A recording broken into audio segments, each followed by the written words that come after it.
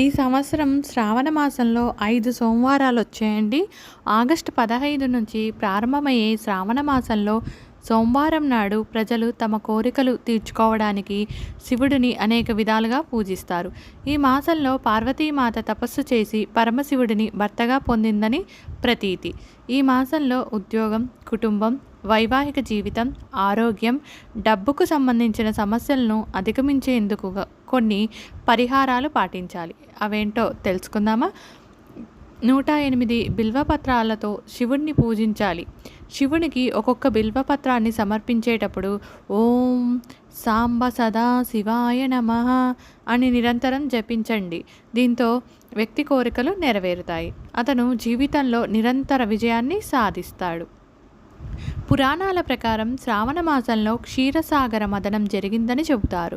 ఆ సమయంలో సముద్ర మదనం నుండి 14 రకాల మూలకాలు మరియు 14 రత్నాలు ఉద్భవించాయి. ఈ 14 మూలకాలు, రత్నాలు దేవతలు, రాక్షసులు వాటిని తమలో తాము పంచుకున్నారు. ఆ మూలకాలలో హలాహలం కూడా ఒకటి అని కనుగొనబడింది. ఆ హలాహల విషం శంకరునికి అందించబడింది. శంకరుడు తన కంఠంలో హలాహల విషాన్ని ధరించాడు. దీని కారణంగా శంకరుని కంఠం నీలంగా మారింది. దీని కారణంగా శంకరుడిని నీలకంఠుడు అని పిలుస్తారు. కానీ ఆ విషం వేడి చాలా ఎక్కువగా ఉంది.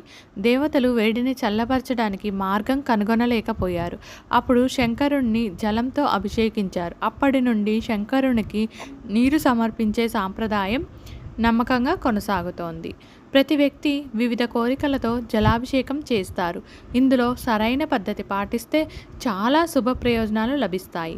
శివుని అభిషేకం వివిధ కోరికలను నెరవేర్చడానికి పాలు, పెరుగు, నెయ్యి, చెరుకు రసం, తేనె, గంగాజలం, మామిడి రసం, పంచదార మొదలైన వివిధ ద్రవాలతో చేస్తారు.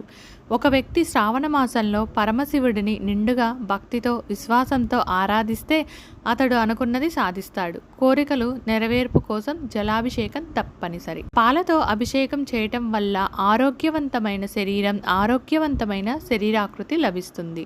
చెరుకు రసంతో అభిషేకం చేయటం వల్ల లక్ష్మీదేవి అనుగ్రహం లభిస్తుంది, శ్రేయస్సు లభిస్తుంది. సువాసన కలిగిన ద్రవంతో అభిషేకం చేస్తే వ్యక్తి ప్రసిద్ధి చెందుతాడు. చక్కెరతో అభిషేకం ధృవీకరణను పెంచుతుంది. మామిడి రసంతో అభిషేకం చేస్తే యోగ్యమైన సంతానం కలుగుతుంది.